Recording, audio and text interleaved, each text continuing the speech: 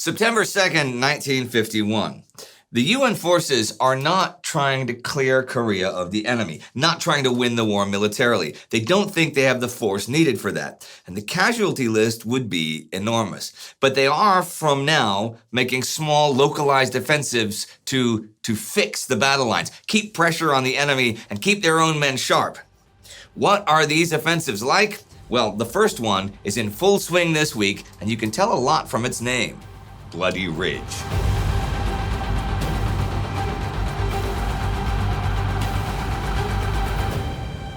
I'm Indy Neidell, and this is the Korean War. Last week, the communist side broke off the Kaesong peace talks over an event that seems like it may well have been staged. But once again, it's just business as usual in the Korean War, and the war in the field is very much active on two fronts, near what the UN troops call the Punchbowl. 8th Army Commander Jim Van Fleet visits ROK, South Korean, 1st Corps Commander Paik Sun-yup's headquarters to confer about breaking what has turned into a stalemate on the ridge northeast of the Punchbowl. The problem has been that the ROK, when they advanced and took parts of the ridge, were not able to reinforce before enemy counterattacks retook the territory. But they finally managed to do this and take the hook of the J-shaped ridge this week on the 27th and clear the rest of it the 29th. This is a pretty good thing for the UN forces, since that ridge gives protection to the 8th Army's supply route through the Soyang River Valley, and now allows ROK 1st Corps to both observe and fire upon enemy positions north of the Punchbowl. The fighting on Bloody Ridge west of the Punchbowl is different. The casualty lists have mounted to such an alarming degree that it's really affected the men of ROK 36 Regiment. Remember I mentioned last week how much better the ROK forces are now than they were earlier this year?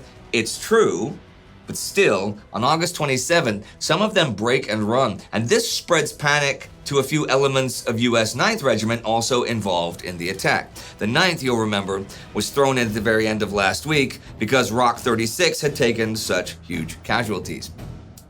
On the 27th of August, the 2nd Battalion 9th Infantry attacked towards Peak 983 of the ridge. It went forward with utter confidence that somehow the ROKs had managed to blow an easy one. It went into the maze of trenches, hidden bunkers, and stubbled trees along the slope, and it was stopped cold. Bleeding, the battalion pulled back out of range. This deterioration of the situation leads U.S. 10th Corps Commander Clovis Byers to try something different. On the 28th, he decides they'll make a limited advance along the entire Corps front beginning August 31st. The idea behind this is partly to get the enemy to disperse his fire over the larger zone, but also to stop enemy reinforcements from reaching the ridge. So each of his divisions now has a new objective. ROK 5th is to take the northwest rim of the Punchbowl. US 1st Marine Division is to take the northeast. 2nd Division is to continue at Bloody Ridge, and ROK 7th Division to take territory to the west of that. The Marines don't face much opposition when their attacks go off the 31st. However, even though it does stiffen from the 1st, they manage to advance and take several hills on the Punchbowl itself. They have a bit of luck here. The KPA, North Korean 3rd Corps, is coming in here and relieving KPA 2nd Corps. And just when KPA 2nd Division begins relieving KPA 1st Division, the Marines hit that position. By the time the relief is complete, the Marines have the northern lip of the Punchbowl. On the 30th, at Bloody Ridge, the 1st and 2nd Battalions of the 9th Infantry, who are with 2nd Division, do try a frontal attack backed by tons of artillery and mortars that fire nearly 500,000 rounds total. But much like before, they can't crack it. Those enemy bunkers are mainly going to have to be taken out one at a time from close range with rifles and grenades. Byers is now getting together a 2nd Division plan for a double envelopment of the ridge by 23rd and 38th Regiments, while 9th will continue attacking the ridge itself. That will go off next week, but the battalions of the 9th keep trying and failing until today the 2nd, when there is, mercifully for both sides, no big attacks, just smaller probing ones.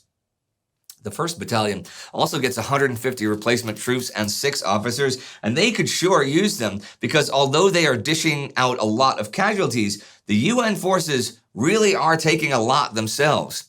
Other events before the attack contributed to the high casualty rate. First, the rotation schedule for many seasoned veterans sent the battle line experience home. The replacements did not have any combat experience or extensive combat training. Only in Korea could the soldiers learn the lessons they needed to fight and survive this war. With the rotation, the complexion of the army changed. The second reason for the dramatic loss of life and the high casualty rate is the lack of essential equipment. The neutralization of bunker emplacements required the use of flamethrowers and hand-to-hand combat. The 8th United States Army lacked both the flamethrowers and the experience to use them. Training and experience takes time, and with that, the casualty and death statistics continued to rise. I did talk about troop rotation, at least that of the American troops, last week, but it's worth keeping in mind. 9th Infantry isn't really a team anymore, and it shows. I'll have a bunch more to say about the fighting on Bloody Ridge next week, since it appears to be reaching its climax. It probably won't be pretty. Oh, and it will be without Clark Ruffner running 2nd Division, for as of September 1st, he has completed his tour of duty and is sent back to the States. His second, Thomas DeShazo, assumes temporary command until the new commander arrives. The other side is also bringing in new troops, of course. The last weeks of August and the first few days of September, the communists markedly increased their troop strength by 61,000 men to a total of around 700,000. Further, many of the new arrivals were what U.S. intelligence called Soviet and/or other Caucasian troops. The Soviets had assignments only a scant step removed from combat roles: anti-aircraft and coastal defense specialists, security forces, counter-espionage agents, military advisors, and signal and radar personnel. The other Caucasians, although of undetermined national origin, served with artillery, medical, and service units. Neither the CIA nor the Far East Command would rule out flatly the possibility that the Soviets were on the fighting front. They have encountered Soviet-made equipment, of course, quite notably in the skies. As for their own activities up in the skies, I'm going to talk a bit about that now. What's been happening in August is that Frank Everett's 5th Air Force has been concentrating its fighters, bombers, and fighter-bombers on sabotaging the enemy's communications. Bridges, highways, railways, and supply points are hit again and again. We've seen this sort of thing before, but since the enemy has used the lull in the field during the negotiations to build, it seems only logical to do what one can to stop the southward movement of all of those troops and equipment.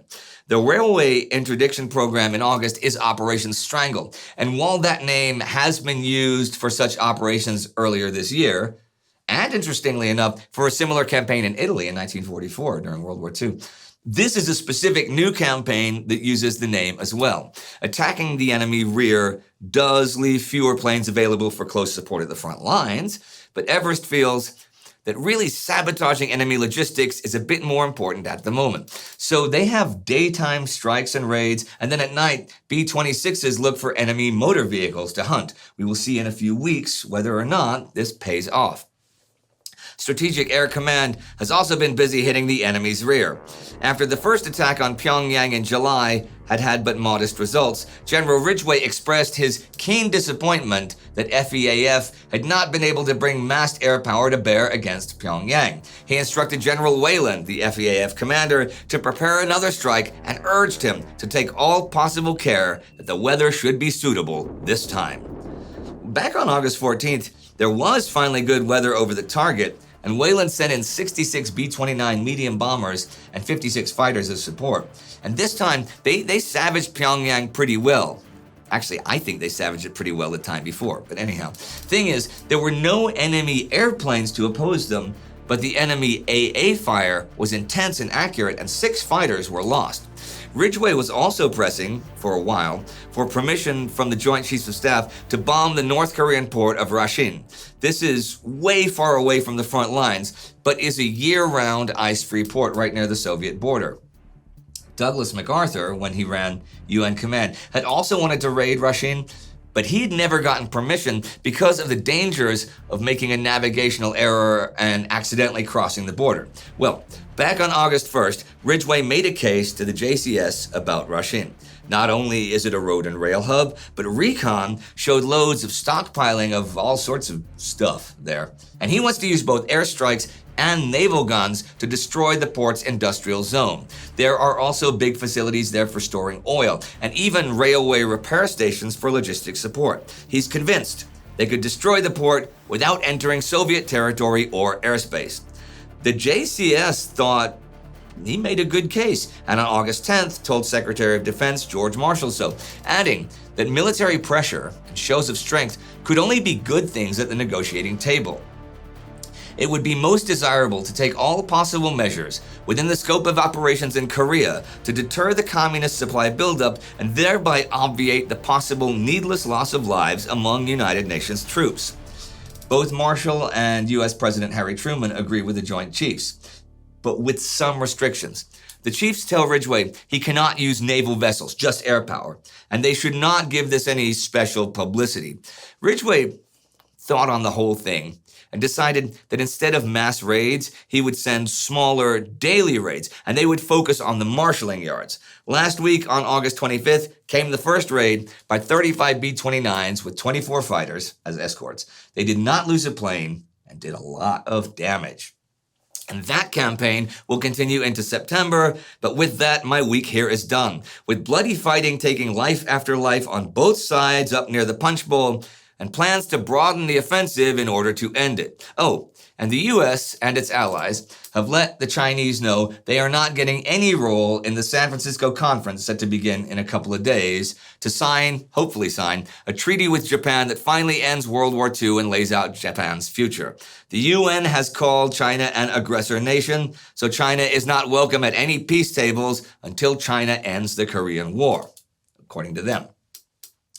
I've talked recently about the UN defensive positions, the composition of both sides' armies in terms of manpower and equipment, and the chains of command.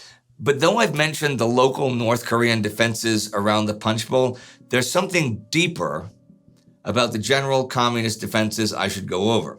Now, I said at the end of the July 1st episode, they had spent the past few weeks digging and digging. That is now a period of months. They first dug those impenetrable bunkers, and what they did after that, I will let the quote machine T.R. Fehrenbach tell you in his own words. And when they had dug there, they went backward and dug a new defensive line, and one beyond that, stretching into the north. They dug a line such as the world had never seen, 10 times the depth of any in World War I. They dug positions that could, and might have to, their leaders reasoned, stand against nuclear explosion. With their mountains hollowed out, the training of the new CCF and Inmin-gun could begin. They were taught all the tricks the older men had learned, to move and attack by night, when the terrible American air was impotent, not to rush down valleys, but again to become phantoms, lurking in the hills, never letting the enemy see them until they chose. They learned to use their bright new weapons, carried laboriously down from the Yalu, and to load, aim, and fire the huge numbers of cannon with Cyrillic inscriptions on their tubes, now coming into Korea for the first time. They were sent on patrol to learn to move quietly and effectively, and to learn the taste of blood. Over the months, beginning the summer of 1951, the tough, squat peasant boys from China and Korea learned well. In the communist armies, there was no rotation. But in the Time Ghost world of documentaries, there is constant rotation. There are new episodes here each week, new content each week on Time Ghost History Channel, new content each week on the World War II channel, and we have new channels in the pipeline. And all of that is thanks to the Time Ghost Army. Mark Darbro is the Army Member of the Week for this channel. You too can join the Time Ghost Army and help us continue all this amazing historical work. You can do so at timeghost.tv or patreon.com. Do not forget to subscribe. See you next time.